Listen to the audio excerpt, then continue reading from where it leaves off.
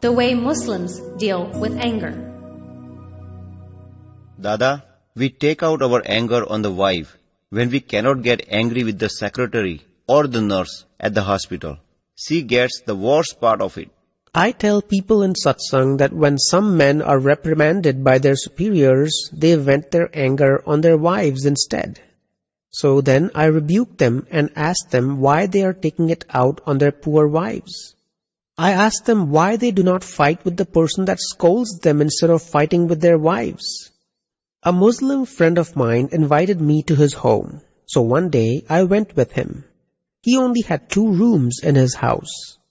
I asked him how he managed to live in such a confined space. I asked him if his wife ever bothered him. He said that sometimes his wife would get angry, but he would not. If they both were to get angry at each other, how would they be able to sleep in the same room? And furthermore, he would not get even a decent cup of tea in the morning. He told me that he was happy to be with his wife, so how could he get angry with her? And when she got angry with him, he would pacify her by sweet-talking her. He said that he would fight outside the home, but never in the home. But our men, that is the Hindus, on the other hand, would come home after receiving a mental thrashing outside and pass it on to their wives. All day long they are angry. Even the cows and buffaloes are better. At least they do not get angry. Life should be peaceful. There should be no weakness in our lives. Anger takes place all too often. Did you come here by car? What would happen if the car got angry on the way here? Then it would be impossible to come here. When you get angry with your wife, how do you think she copes? To the wife, you don't get angry, do you? Dada, sometimes it happens. What's the use of you both getting angry? Should there not be anger between a man and wife? No, there is no such rule. There should be harmony between a husband and wife. If they hurt each other, they are not husband and wife. There is never any heartache where there is true friendship, and this is considered the greatest of all friendships. Others have brainwashed you into thinking that this is the rule because it happens to them as well. There should not be any hurt between a husband and wife. It may happen in other relationships. Punishment for obstinacy. When we have conflicting opinions with our friends or with our family, or when things do not go our way, we get angry. Why do we become angry? And what should we do about it? Why do you even think about having your own way? What would happen if everyone did as they pleased? Instead, you should think what would happen if everyone around you were stubborn and unyielding? You should never try to make things go your way. If you do not have any expectations, you will not go wrong. Anyone with expectations can be stubborn if he wants to. This is how you should look at it. No matter how hard we try to remain silent, what should we do when the men get angry? If you want to start a quarrel, then you should also get angry. And if not, then you should just remain silent. What use is anger to you? The person himself does not get angry. Anger is the effect of a mechanical adjustment, which is why he later regrets it and wishes it never happened. What should I do to calm him down? When a machine gets too hot, you must leave it alone for a while, and in a short time it will cool down. But if you keep meddling with it, you will get burnt.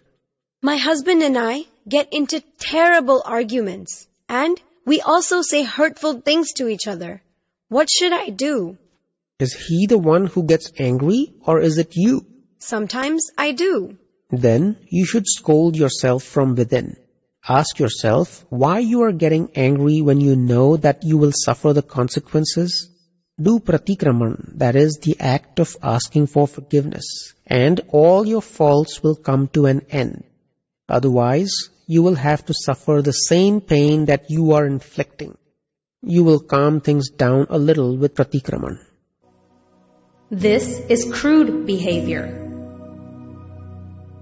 When we get angry, we start using abusive language. How can we improve ourselves? This happens because one does not have any control. In order to have some control, one should first understand how he feels when someone gets angry with him. How does he tolerate such behavior when it is directed towards him? Treat others the way you would like to be treated. If someone uses abusive language towards you and it does not bother you or depress you, it is a different matter. You should stop it altogether. One must never use abusive language. Swearing is crude behavior, unbecoming of any human being.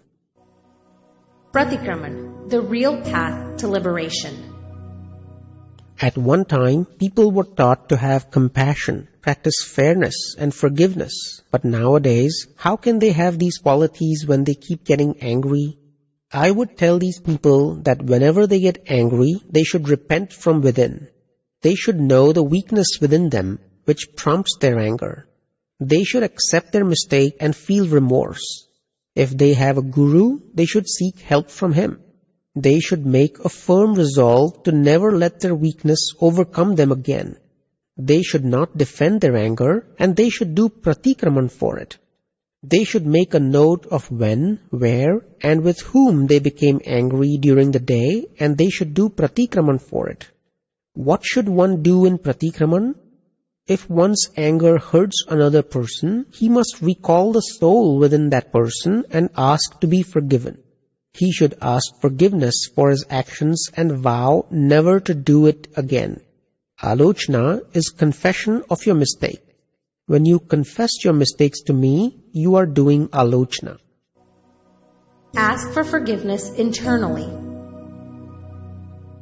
Dada, sometimes when we do pratikaman and repent for a mistake, for getting angry with someone, we feel anguish within. Yet we do not have the courage to ask for forgiveness face to face from the person. You need not ask for forgiveness in that way. Otherwise, the other person might misuse it. He may think that he has put you in your place. Just ask for forgiveness internally by recalling the soul within that person. There are only a handful of people who would forgive you before you even asked for their forgiveness. Such nobility is rare these days. Sincere pratikraman yields immediate results.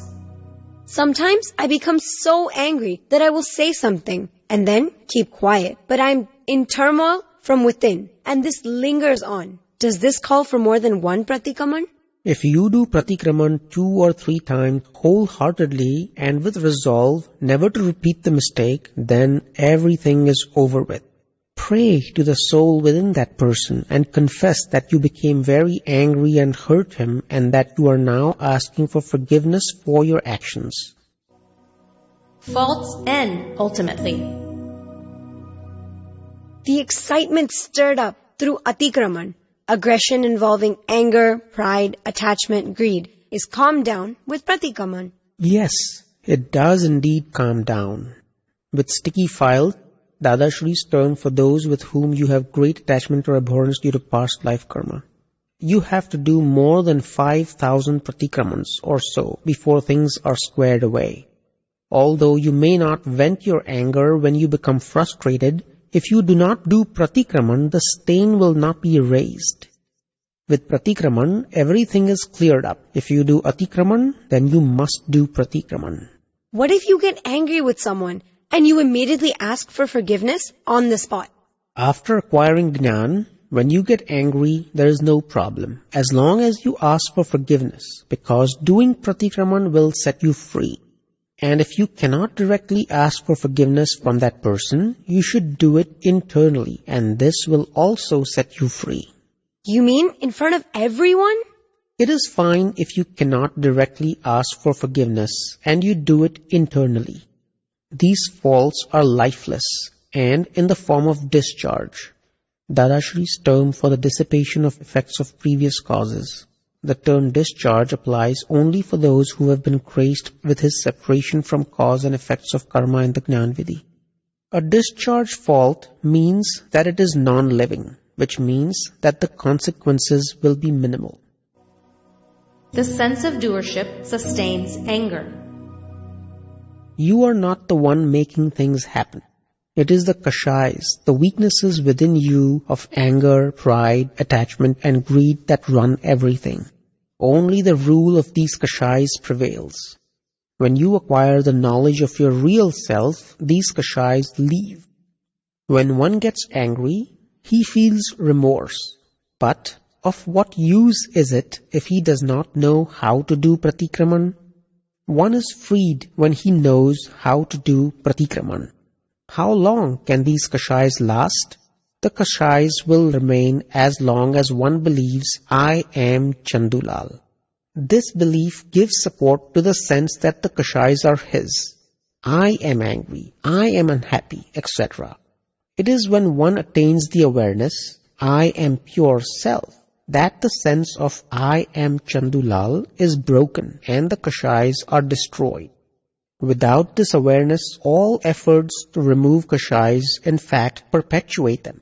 When one's anger is controlled through his ego, the ego increases, and when greed is overcome with the ego increases.